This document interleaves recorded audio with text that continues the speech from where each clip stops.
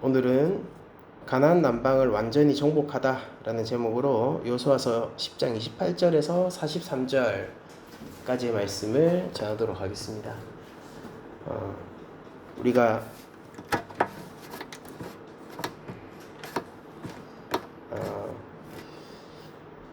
이제 가나안 남쪽 지방을 이제 오늘 본문을 통해서 살펴보면은 이제 완전히 정복하게 되는데, 그럼 나중에 이제 11장 넘어가면은 북방 지역을 정복하는 이야기가 되겠죠.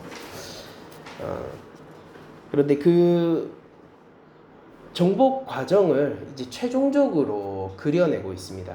여기서 보면은 이제 어떤 지방을, 어떤 성읍을 어떤 순서로 정복했는지에 대해서 쭉 나열하고 있는 본문이죠.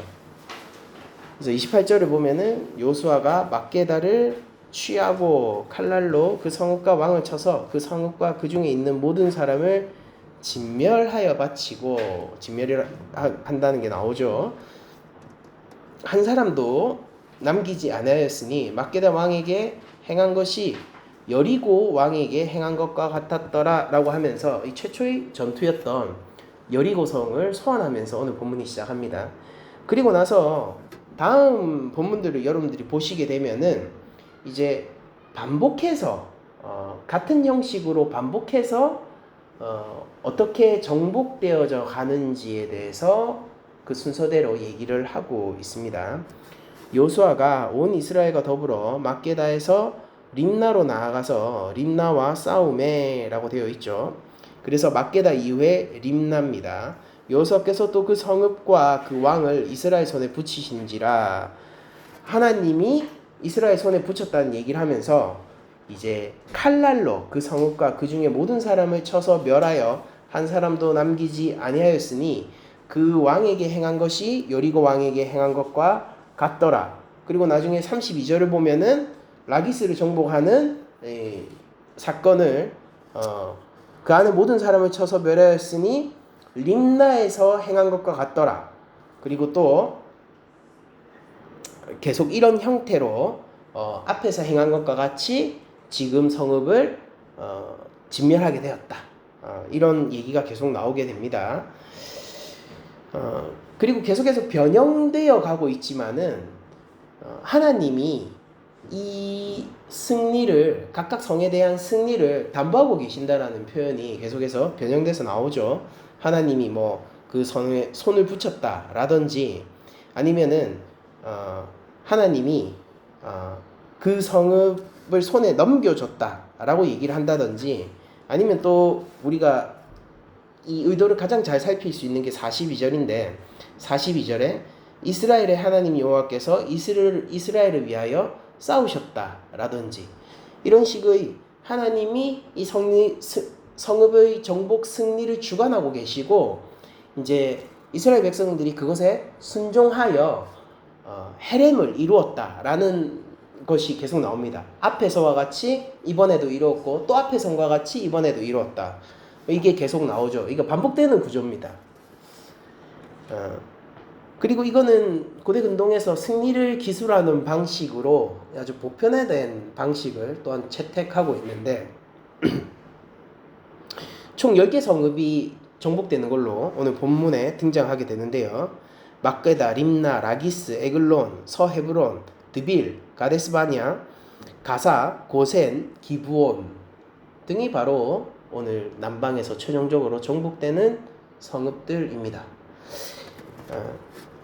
어쨌든 우리가 구절을 한번 잘 살펴봤는데, 이 중요한 건 뭐냐면은 뭐 어떤 성읍이 어떤 순서로 정복되었는가, 뭐 이것도 중요하겠지만은, 그래서 우리 주보 앞 페이지를 보면은 그와 관련된 자료도 있죠. 그 지도 가운데서 이제 뭐 어떤 순서로 어떻게 정복되었는가도 중요하겠지만은, 우리가 유대인도 아니고 그리고 가나안 정복의 순서가 어떻게 이루어졌든 사실 오늘날 우리들과는 그다지 상관이 없는 정보라고 할 수 있을 겁니다. 이제 우리에게 중요한 건 뭐냐면은 이 승리를, 이거 그리고 연쇄적이고, 여러분들 딱 보시면은 그냥 파죽지세로 계속 이겨나는 듯한 느낌을 주죠. 그러니까 단번에 승리하고 또 단번에 승리하고 단번에 승리하고 이게 계속 반복된단 말이에요. 그러니까 파죽지세로 그냥 아무런 막힘 없이 하나님 앞에서 이 성읍들을 차지해 나가는 모습을 본문이 보여주고 있는데, 이 구조를 통해 가지고 이 본문이 과연 의도하고 있는 건 뭐냐라는 겁니다. 첫 번째로 보여주고 싶은 거는 가나안 남부 지방이 세세하게 하나하나 다 무너졌다라는 것을 보여주고 있는 겁니다. 그리고 그걸 통해 가지고 자신들의 전투의 순서를 기록해 놓는 그런 역사적인 의미가 이게 첫 번째로 있겠죠. 그리고 두 번째로 이 본문을 통해서 얘기하고 싶은 거는 뭐냐면은 이 승리가 결국 하나님이 우리에게 보장해 주신 승리다라는 것을 증명하는 게 오늘 본문의 목표예요. 그래서 계속 반복되는 이 구절 가운데서 중요한 게 두 가지가 나오는데, 하나는 하나님이 승리를 주관하셨다라는 다양한 변형 형태와, 그리고 이스라엘 백성들이 여호수아가 그 성읍을 진멸하였다가 반복적으로 두 개가 계속 나오게 됩니다. 한번 생각해 봅시다. 진멸이라는 것을 우리들이 다시 한번 좀 떠올려 보면은, 진멸이라는 거는 전쟁법에 속해 있는 게 아니에요. 사실은 전쟁법보다 더 큰 하나님 앞에서 어떤 거룩한 제사에 가까운 게 진멸입니다. 그래서 우리가 헤렘, 진멸이라고 할 때는 하나님 앞에 바쳐진 것이므로, 만약에 사람이 헤렘을 당하게 되면은 속전을 통해서 그 사람의, 그러니까 뭐 예를 들어서 보상을 피해자에게 해주고 또 이 성전에 속전을 내므로써 풀려나고 이런 게 불가능해진다라고 얘기를 했죠. 그러니까 확정적 사형이에요. 그러니까 하나님 앞에 헤렘된 사람은 이제 사형이 확정되어야 하는 사람들, 그러니까 심각한 범죄자들이 하나님 앞에 헤렘되겠죠. 그리고 물건도 하나님 앞에 딱 헤렘으로 바쳐지면 어떻게 된다고 했습니까? 헤렘으로 바쳐지면은 누구도 손댈 수 없어요. 만약에 이 땅을 하나님 앞에서 헤렘으로 바쳤는데 이걸 가지고 새롭게 뭐 계약을 한다든지, 아니면 이걸 가지고 뭐 사고 팔고 한다든지 뭐 이런 거를 하면은 이제 즉시 사형에 해당하는, 그쵸? 이건 어길 수 없는 법입니다. 하나님 앞에 바쳐진 것. 그럼 하나님이 다룬다는 거예요. 그리고 구약에서의 헤렘의 무드는 하나님이 이것을 자신의 뜻대로 다루되 대부분 심판과 연관 있는 형태로 다루게 됩니다.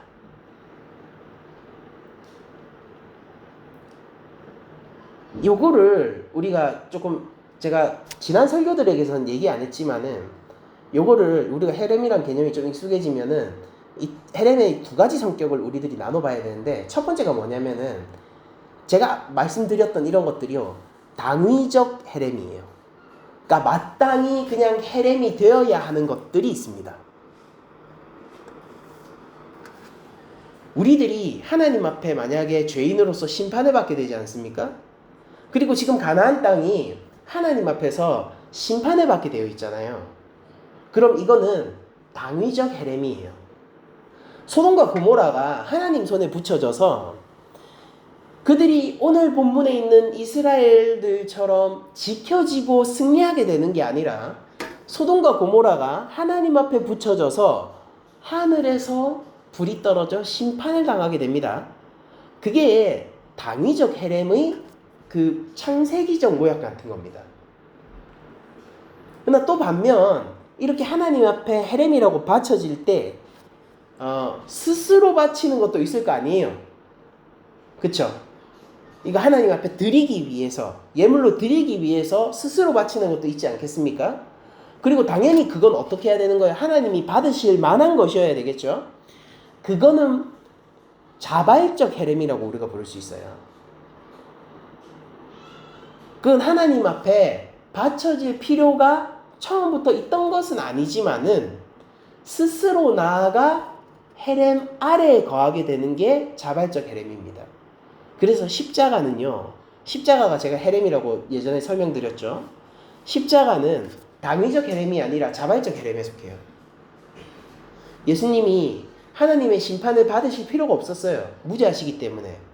그럼에도 불구하고 하나님의 심판 아래에 스스로 걸어 들어가 하나님의 진노를 온몸으로 받아내는 게 바로 자발적 헤렘입니다.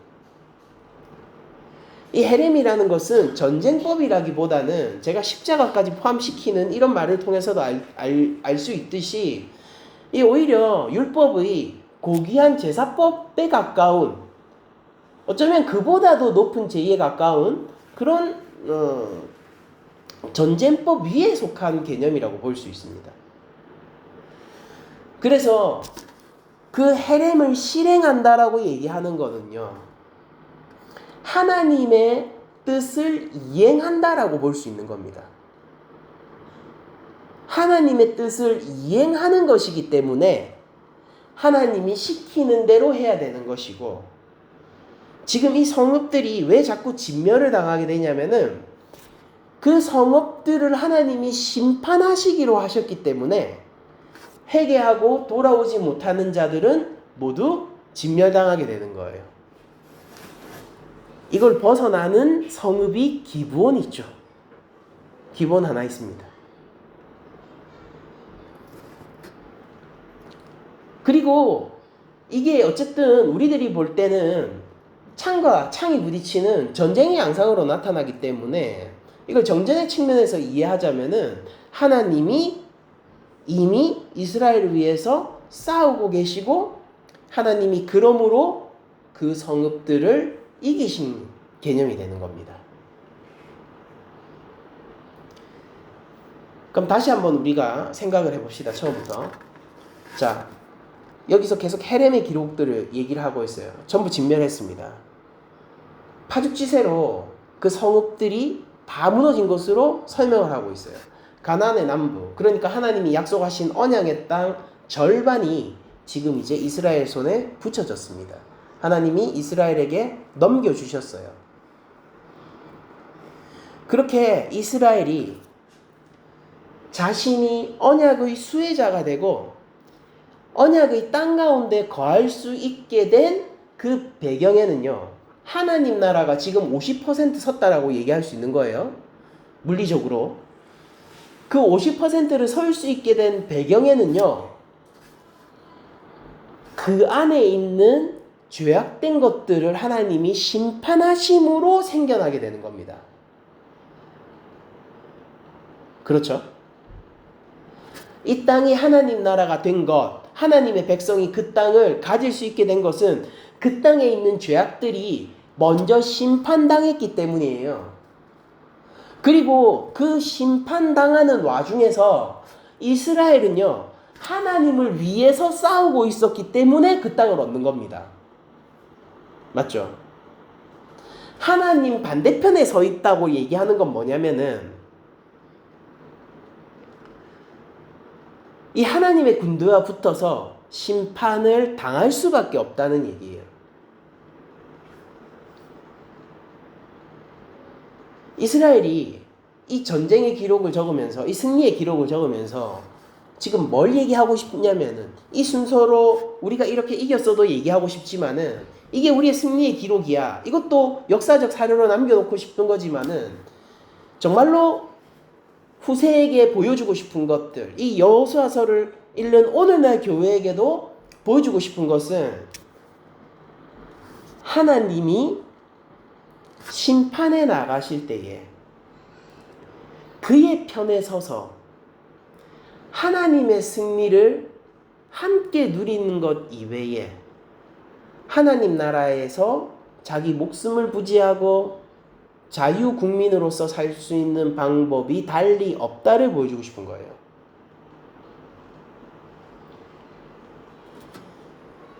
하나님이 오늘도 세상을 향해서 수많은 사건들과 각각의 일들에 대해서 판단하시고 이것들을 심판하시고 계십니다. 그러니까 지금 당장 심판이 일어나지 않는 것이 안전하다는 뜻이 아니에요. 가나안이 마침내 하나님 앞에서 제가 관용했을 때 헤렘의 군대가 오는 것처럼, 그리고 그것이 그냥 하나님이 싸워서 이기셨기 때문에 자연스럽게 그 헤렘의 군대가 밀고 들어와 모두 진멸시키는 것처럼 하나님이 이 땅을 보시고 하나하나를 판단해 나가실 때에 그 심판의 눈빛 가운데에서 실행이 되지 아니하였다고 해서 괜찮다, 안전하다, 지금 아무 일도 일어나지 않는다 라고 얘기할 수 있는 건 아니라는 거예요. 그러면 그때 하나님 나라를 소유하기 원하는 자, 하나님을 따라서 승리하기를 원하는 자는 하나님 심판의 군대가 되어서 이 땅을 향하여 대적하고 싸우는 형태로 자기의 땅을 차지해 나가는 거예요. 그때 하나님이 우리를 위해서 싸우고 계심으로 이거는 승리가 확정적인 그 전투를 해나가야 된다는 겁니다. 그래서 마침내 그 땅이 우리 손에 떨어지는 날이 오겠죠. 이게 말이 복잡한 것 같지만은 쉽게 얘기하면 이런 거예요.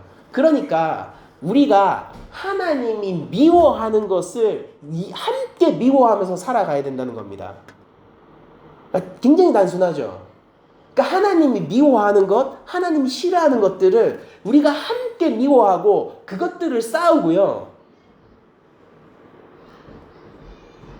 하나님 앞에서 이것이 어떻게 심판받을 수밖에 없는지를 우리 삶을 통해서 경험하고 또한 확증하고 그리고 세상 가운데서 증거하면서 살아야 된다는 거예요. 그러니까 우리에게 있어서 지혜로운 삶이라는 것은 무엇이냐면은 불법을 행하지 않는 삶이죠.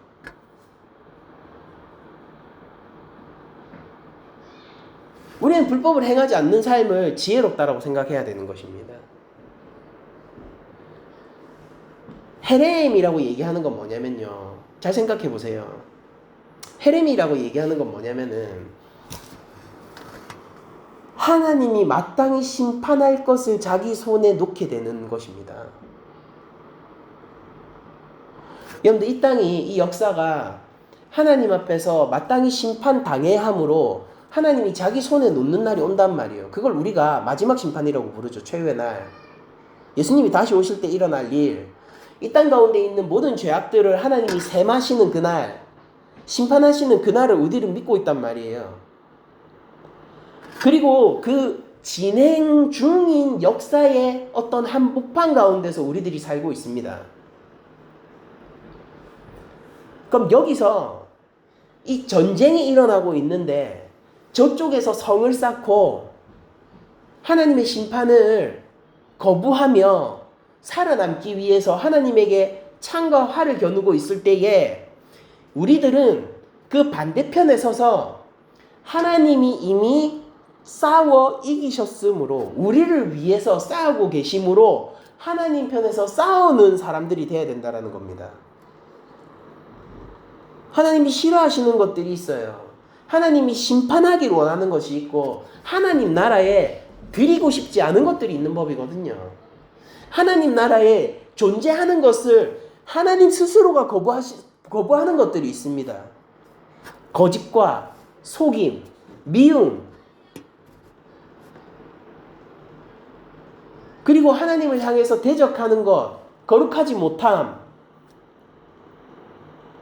많은 죄악들, 성적인 죄악들, 탐욕으로 인한 죄악들, 그로 인해서 발생되는 죄악의 연쇄적인 고리들. 죄라는 것은 사실 한번 발생하면요, 그 범위 안에 있는 모든 사람의 삶에 영향을 주거든요. 이제 그런 것들요. 그런 것들을 하나님은요, 자기 나라에서 허락하지 않으세요. 미워하시기 때문입니다. 그럼 우리가 싸운다라고 얘기하는 건 뭐냐면은 그것과 싸우는 거예요. 하나님이 미워하는 걸 함께 미워하면서 싸우는 거고, 내 삶 가운데에서도 그런 하나님이 미워하는 것들이 있지 않도록 내 삶을 만들어가고 형성해 나가는 걸로 싸워 나가는 거죠. 이때 필요한 게 뭐냐면은 우리 각자가 하나님에게 스스로 나의 삶을 다짐하는 자발적 헤렘입니다.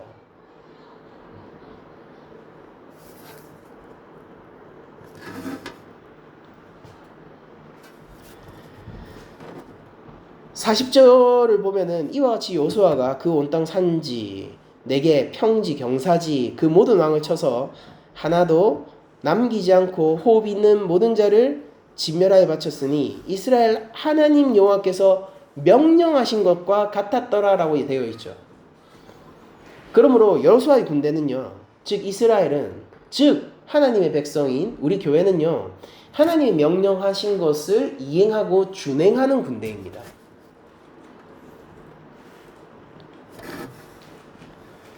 그렇게 하나님의 명령을 준행하고 있을 때에 깨닫게 되는 현실이 42절인데 이스라엘 하나님 여호와께서 이스라엘을 위하여 싸우셨으므로, 그렇게 우리가 하나님이 미워하시는 것을 함께 미워하면서 우리의 삶의 영역에서 싸우면서 나아갈 때에 그때에 하나님이 우리를 위해서 먼저 싸우게 되는 그 현실을 우리들은 확인할 수 있게 되는 것이죠. 그때가 되었을 때 이 모든 왕들과 그들의 땅을 단번에 빼앗으니라 라고 고백하고 있는 본문처럼 우리 삶 가운데서 하나님의 나라를 우리들이 단번에 섭취하게 되고 획득하게 되고 변화하게 되는 것입니다. 그러니까 하나님 나라를 누리는 일은 어떠냐면은 막 교회에서도 우리 이런 얘기 많이 하잖아요. 하나님 나라를 확장하자. 그렇게 얘기를 할 때 우리들은 일반적으로 전도로 생각하게 됩니다. 그렇죠? 사람들을 전도해서 내 주변에 있는 사람들이 더 예수님을 믿는 사람들이 더 많아지는 것으로 하나님 나라를 확장해 나간다라고 생각을 하는데 여러분들 그거는 맞아요. 근데 그 전도하는 게요, 하나님 나라를 확장하는 첫 출발이 아니에요. 그리고 전도를 하는 게 하나님 나라를 확장하는 최종 목적지도 아니에요. 최종 목적지도 아니라고요. 하나님 나라를 확장하고 하나님 나라의 최고점은 어디냐면요, 그 목표점은 뭐냐면 전도가 아니라 예배예요. 여기서 이 땅을 지금 여기가 우리 그 공간을 빌려서 사용하고 있잖아요. 그 생각해보니까 이번 달 그 돈 붙여줘야 되는 거 안 붙여줬네요. 그 우리가 빌려서 하고 있잖아요. 예배 끝나면 붙여줘야겠다. 빌려서 하고 있는데 여러분들 이 공간은요, 중립적 공간이죠. 그러니까 이 공간 자체가, 이 땅 자체가, 이 건물 자체가 뭐 선하다 악하다 이 개념이 없는 거예요. 맞지 않습니까? 이게 중립적인 거예요. 그냥 하나님이 다스리는 하나님의 피조세계에 속해 있는 겁니다. 그 가운데서 우리가 하나님 형상으로서, 맞죠? 하나님 형상으로서 그 기술과 하나님이 주신 은총들 가운데서 건축법을 만들어 가지고, 이 지금 철근 콘크리트 건물이잖아요. 그 현대 건축법을 활용해서 그냥 지은 건물이에요. 이거는 그 이상의 의미를 갖고 있지 않아요. 그 이상의 의미를 갖고 있진 않다고요. 근데 하나님이 여기를 한편으로는 심판해야 될 수도 있고요, 하나님이 여기를 한편으로는 나의 나라라고 확정지어 줄 수도 있는 겁니다.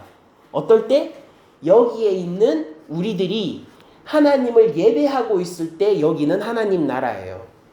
그러나 여기에 있는 우리들이 하나님을 떠나 작당 모의를 하고 하나님의 이름으로 예배치 않고 다른 일들을 하고 예수 그리스도를 믿는다는 명분 하에서 거짓된 복음을 따르고 있지 않습니까? 그럼 여기는 하나님의 무시무시한 헤렘 가운데서 진멸과 심판이 확정된 땅이 될 겁니다. 전도를 얼마나 많이 하느냐의 문제는 아니에요. 잘 생각해 보세요. 하나님이요, 여기에 있는 백성들을 얼마나 많이 늘렸나를 서술하고 있지 않잖아요. 하나님 나라의 50%가 지금 확정되었거든요. 근데 여기서 주되게 나오는 것은 얼마나 많이 없앴는가입니다. 얼마나 많이 포섭되었는가가 아니에요. 얼마나 많이 없앴는가예요. 근데 실제 역사를 보면요, 요사에서의 뉘앙스도 그렇고 사사기를 생각해 보면은 많은 백성들이 포섭되고 항복하고 그 땅에 남아서 그냥 이스라엘의 이름으로 살아가는 일들이 벌어지거든요. 근데 여호수아서는요, 그런 기록을 가지고 있지 않아요. 의도적으로 특정 지점에서 역사를 서술하고 있다 이 말입니다. 그러니까 여기서 하나님 나라를 만들어 갈 때 여호수아서가 주목하고 있는 것은 하나님이 무엇을 없앴는가의 문제예요. 이건 정도보다 더 높은 차원의 문제예요. 여기서 없애는 것은 우상 숭배하는 것들입니다. 신에게 인신공양하는 것들이에요. 성적인 타락들이에요. 우리 신명기에서 그 얘기되어지는 주제 같은 것들입니다. 그러니까 하나님을 대적하여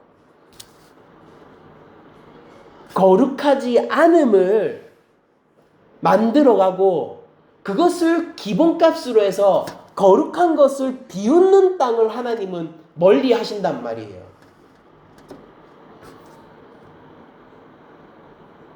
하나님 나라를 만들 때 제일 중요한 것은 뭐냐면 예배라고 했죠. 이 예배라는 것은 우리들이 모여서 찬양하고 기도하고 설교를 듣고 이걸 얘기하는 게 아닙니다. 하나님 말씀이 기준이 되어서 하나님 말씀이 중심이 되어서 그것에 따라 내 삶의 거룩을 추구하느냐 마느냐가 예배의 문제인 거예요.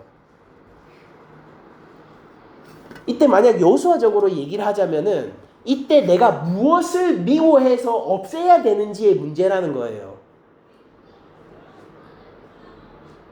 장점을 기본적으로 확대하고 좋은 것을 더 많이 양산하는 것이 보통 올바른 방향이거든요. 발전을 위해서 올바른 방향이거든요. 근데 성경은 완벽을 요구합니다. 그래서 그런 거 잘하더라도요, 하나님이 미워하는 것이 내 속에 있지 않습니까? 그러면 내가 아무리 나의 장점을 확대하고 재생산하여서 많은 것을 가지고 있다고 하더라도 내 안에 있는 죄악으로 말미암아 나는 하나님의 헤렘에 붙여지게 될 거예요. 그래서 주목하고 있는 것, 여호수아서가 주목하고 있는 게 와, 이스라엘 민족이 또 얼마나 승리해서 얼마나 커졌는가가 아니라 가나안 땅에서 무엇이 없어졌는가예요. 그리고 그 연세의 기록을 하면서 하나님이 그들을 이스라엘 손에 붙이시고 여호수아와 함께 싸우시고 그래서 그들이 승리하고 하면서 없어지고 심판당하는 내용들이 기록되어 있는 것입니다.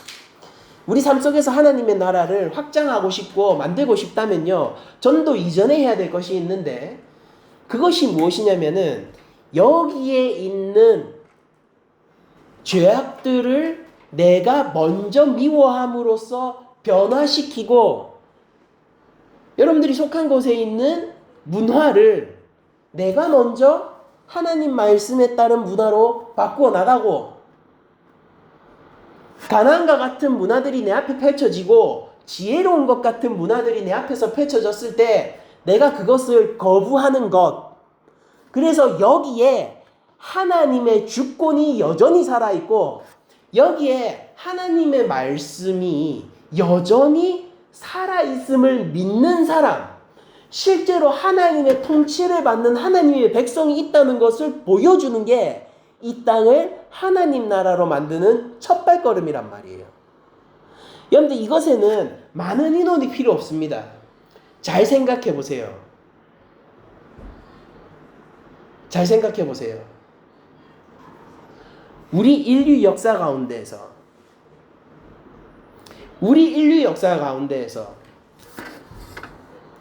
하나님 앞에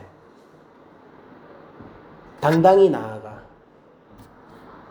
내가 하나님이 미워하는 것을 모두 없앴으니 이제 이 땅을 이 역사 전체를, 모든 하나님의 백성을 당신 앞에 자발적 헤렘을 드릴 수 있는 자들로 당신의 자녀로 만들어 주시옵소서 라고 요청할 수 있는 사람이 누가 있습니까? 딱 한 분 있어요. 이 땅에 오신 인자 예수 그리스도입니다. 하나님의 나라를요 확정 짓는 데는요 많은 사람이 필요 없다니까요. 우리 가운데 하나님의 나라를 실제로 가져오신 분은 단 한 분 위에는 없어요. 그리고 우리는 그 예수님을 따라가는 자들입니다. 우리가 우리 앞에 있는 죄의 유혹들과 우리 앞에 있는 많은 시험들을 거부하고 우리가 열심으로 통과하고 우리가 강함으로 하나님 말씀에 붙들려 나아갈 때 우리가 하나님이 미워하는 것들을 함께 미워하고 거부하는 삶을 우리들이 살아갈 때에 여러분들 거기에서 나 혼자밖에 없잖아요. 만약에 가정 가운데서 나 혼자만 그래, 내가 직장 가운데서 나 혼자만 그래, 내가 이 공동체 가운데서 나 혼자만 그래. 여러분들 웃긴 게 뭐냐면은요, 어떤 교회에서는 제가 교제하고 있는 분이 있어요. 성경 공부하고. 근데 그분은요 가만히 얘기를 들어보잖아요. 그 교회에서요 교회에서 혼자 싸우고 있어요. 담임 목사의 미움을 받습니까? 받죠. 교회 이득이 되는 일을 하지 말자 그러고 담임 목사의 야망을 멈추자라고 얘기하는 집사가, 장로도 아니고 집사가 왜 사랑받겠습니까? 눈에 가시죠. 그래서 자기도 돌아버릴 것 같은데 그걸 할 수밖에 없는 거예요. 교회에서는 이제 자꾸 분위기가 이상해져 가는 거죠. 거기서도 타협하지 않고 여기가 교회임을, 교회여야 함을 외치는 사람이 있단 말이에요. 하나님 나라가 여러 사람의 힘에 의해서 만들어지는 게 아니었습니다. 애당초 우리의 힘을 통해서 만들어지는 것도 아니었어요. 하나님 나라를 가져오신 분은 하나님 나라의 주인이셨습니다. 홀로 십자가 위에 걸어가셨습니다. 심지어 그분은 외로우셨잖아요. 그러니까 여러분들도 가정이든 직장이든 심지어 교회를 할지라도 외롭게 하나님 나라의 백성으로서의 삶을 살아가야 한다면은 여러분들 이것을 기억하십시오. 모세와 함께 하신 하나님이 오늘날 우리와 함께 하실 것이며, 그러므로 두려워하지 말고 떨지 말고 무서워하지 말고 지극히 강하고 또 담대하여 하나님이 미워하는 것을 끝까지 미워할 수 있고 하나님이 제하려 버리려고 하는 것들을 내가 반대하면서 그 자리에 버티고 서서 견디세요. 인내하세요. 그것으로 하나님 나라가 이루어질 것입니다. 하나님이 이 땅에 심판을 내리지 않고 여전히 한 걸음 더, 조금만 더 아직까지 내가 심판할 만큼 제가 관용하지 않았구나 라고 판단하는 근거들이 될 거예요. 여러분들이 서신 가정에서 여러분이 홀로 하나님 백성으로서 싸우고 있으시다면요, 여러분들 그것으로 그 가정이 복을 받을 거예요. 여러분들이 학교에서, 공동체에서, 그리고 각기 속한 교회에서 여러분이 하나님의 백성으로서의 정체성을 확인하며 거기에서 군사로서 하나님 미워하시는 것들에 대항해서 싸우고 있다면요, 그걸 통해서 그 공동체, 그 교회, 그 학교, 뭐든지 직장이든 뭐든지 간에 그게 복을 받게 될 거란 말이에요. 그러나 이 과정은 전쟁이죠. 그 과정은 전쟁이에요. 그런데 여러분들 걱정 마십시오. 하나님이 우리를 강하게 하시고 적을 심판하여 쇠약하게 하실 것이며 이 승리의 향방을 이미 창세전에 결정지어 놓으셨기 때문입니다. 하나님이 함께하고 있는지를 보세요. 삶에서 확인해야 될 게 그건 거예요. 그러니까 아버지 맞냐 이거예요. 내 하나님 하는데 그분 진짜 내 아버지 맞냐? 그거 먼저 확인해란 말이에요. 하나님 나라를 확장하고 싶습니까? 그래요. 그분이 내 왕이 맞는지 확인해 봐야 될 거 아니에요. 그분 말씀이 여전히 나에게 법도인지 확인해 봐야 될 거 아닙니까? 내가 이 하나님 나라 문화로서 살아가고 있고 하나님 나라의 법을 따라서 살아가고 있는 그 나라 국민인지 확인해 봐야 될 거 아니에요. 그래야지 내가 있는 곳이 하나님 나라가 될 거 아닙니까? 그걸로 전도가 될 수도 있고요. 안 될 수도 있어요. 전도가 되면은 하나님이 칭찬해 주실 거고요. 안 되면요. 진멸의 순종자가 될 거예요. 그리스도의 향기는요. 생명의 향기인 동시에 사망의 향기임을 여러분들 기억하셔야 돼요. 내가 선 곳이 기준이 되는 것입니다. 여러분들 그러므로 잘 생각해 보세요. 여러분들의 정체성을 지금 여기서 새롭게 다짐합시다. 우리가 다시 한번 우리의 정체성을 확인합시다. 우리가 하나님 나라 백성이어서요. 우리 교회가 이 역사의 주인공이어서요. 내가 선 곳의 기준은 나예요. 내가 무너지지 않습니까? 하나님이 진멸해야 될 곳이 되는 거예요. 그곳은.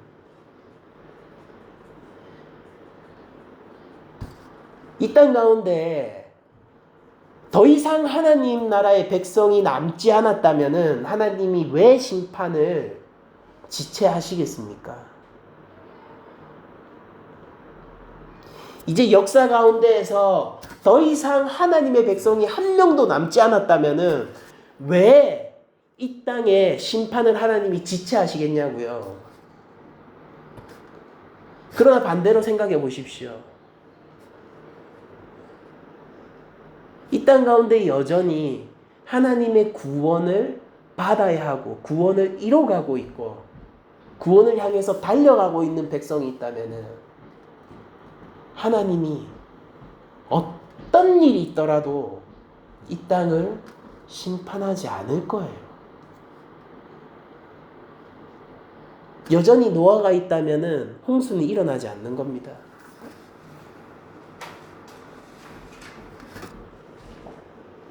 우리가 기준이에요. 교회가 기준이란 말이에요. 교회들이 무너지고 하나님의 말씀이 경홀히 여김을 당하고 하나님의 이름이 신성모독을 당하고 있는 그런 문화, 그것이 어느새 디폴트 값이 되어서 거룩을 외치는 게 조금 부담스럽고 유별난 문화가 되어버린 지금 이 시대의 교회. 그런데 이런 교회들 가운데서도 여전히 하나님이 미워하는 것을 함께 미워하고 하나님이 제거하고 진멸하고 싶은 것을 함께 제거하고 진멸해 나가는 교회가 있다면요. 그 교회가 한 교회만 있더라도 그로부터 하나님 나라는 시작합니다. 하나님이 함께 싸워주는 자가 되어야 돼요. 하나님이 그 보좌에서 일어나 함께 전쟁터를 향해서 달려갈 수 있는 자가 되어야 됩니다. 하나님의 심판의 눈길 가운데에서 두려워 떨어야 하는 자가 아니라 하나님 옆에 서서 함께 행군할 수 있어야 되는 자가 되어야 된다고요. 하나님이 세상을 심판하시는 것을 세상을 향한 전쟁이라고 생각을 해보면은 계시록에도 그런 모티브가 나오죠. 전쟁이라고 생각해 보면은 여러분들 이거는 무엇을 없애고 무엇을 남기느냐의 싸움이라는 것을 쉽게 알 수 있습니다. 전쟁이 벌어졌는데 적의 지도자가 살 수 있습니까? 전쟁이 벌어졌는데 적의 유니폼이 전쟁 후에도 남아있을 수 있어요? 아군이, 그러니까 우리가 북한군 옷을 입고 있을 수 있냔 말이에요. 우리가 나치의 그 옷을 입을 수 있냔 말이에요.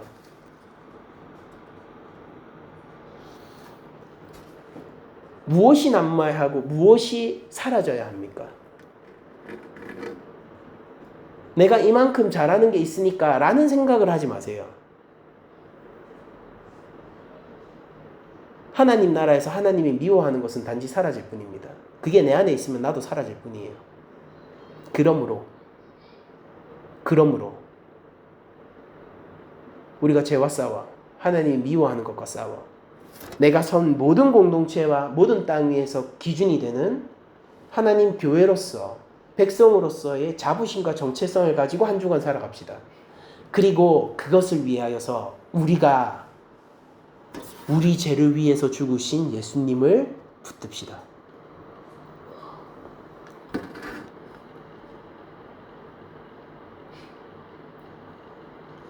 스스로 하나님 앞에 진멸당해야 할 이유가 아무것도 없음에도 불구하고 성부에게 순종함을 따라 십자가 위로 올라가신 우리 예수님을 붙듭시다. 우리가 싸우기 위해 필요한 것입니다. 우리가 승리하기 위해 필요한 것입니다. 우리가 살아남기 위해 필요한 것입니다. 절박한 것이고 중요한 것입니다.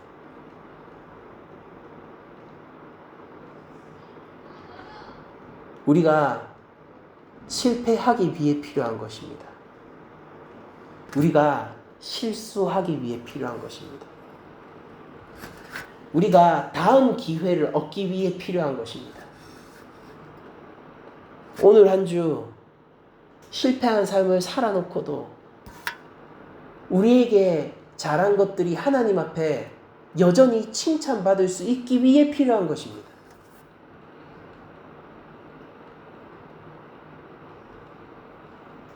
우리는 우리의 힘을 따라 하나님이 미워하는 것과 싸우지 않을 것입니다.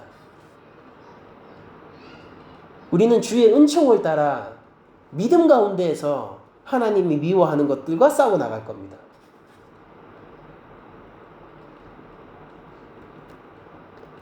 우리는 하나님의 군대가 될 것입니다.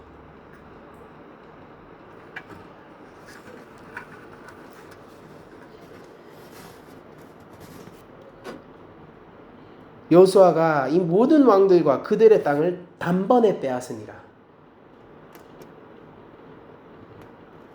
주께서 십자가 위에서 하나님의 진노를 우리를 대신하여 맞으신 그 십자가 승리를 우리들이 여전히 붙들고 있을 때에 그 믿음 가운데서 하나님이 미워하는 것과 우리가 싸우기로 결단했을 때에 내가 선 이 땅의 속성이 나로 인해 정해진다라는 이 땅의 기준이 바로 나라는 여기서 하나님의 통치가 있을 것인지 말 것인지를 내가 결정한다는 그 하나님 백성과 군사로서의 정체성을 가지고 있을 때에 우리의 믿음을 향한 달리기는 풍요로워질 것이고 더욱더 의미가 넘쳐갈 것이고 하나님의 살아계심이 계속해서 증명되어 나갈 것입니다. 그런데 기억하세요. 무엇을 없애야 합니까? 우리가 나름대로 한 주간 살면서 한번 결단해 봅시다. 하나님이 미워하는 무엇을 없앨 것인가? 생각해 봅시다. 그리고 그 길에 나아갑시다. 우리의 힘으로? 아니요. 성령의 힘으로 말미암아 그리스도께서 주신 그 십자가 은혜로 말미암아 그 믿음 가운데에서 실패할 수 있는 용기를 가지고 실패가 곧 성공이며 우리의 연약함이 곧 하나님에 대한 찬양이 될 수 있는 그 길을 한 주간 달려갑시다. 말씀을 마치겠습니다. 이제 가나안 50%가 이제 하나님 나라가 되었습니다. 남방이 이제 전부 무너졌습니다. 여러분들 우리 삶에서도 이처럼 가나안이 무너지는 한 주간이 되었으면 좋겠습니다. 성령께서 힘을 주실 것입니다. 모든 말씀을 마치도록 하겠습니다.